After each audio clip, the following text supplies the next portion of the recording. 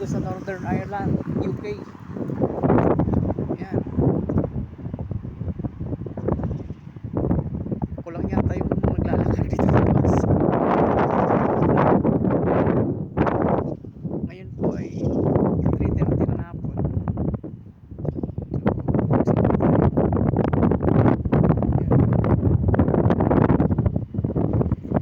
Tahimik.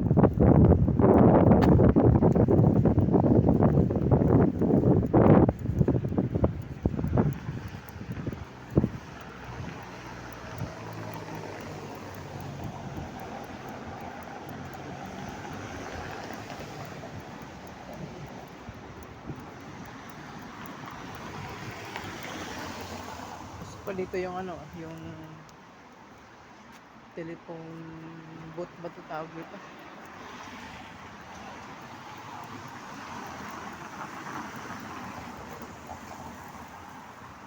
Yan o.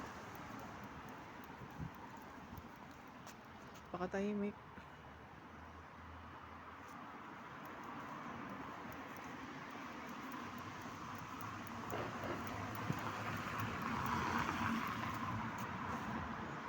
Yun yung simbahan.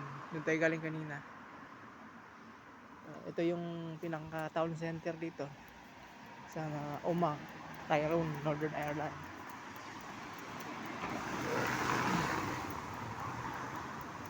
So, tinry nating magala ng Christmas, December 25, 3:30 PM para ma-experience natin kung ano ang Christmas dito.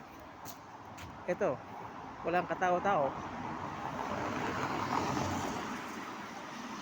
Di ba? Iba pa rin talaga ang Christmas sa Pilipinas. Hindi pwedeng ipagpalit yun. Ito yung mga eskinita nila.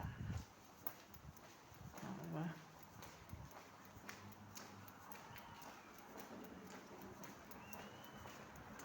Sarado yung mga establishment.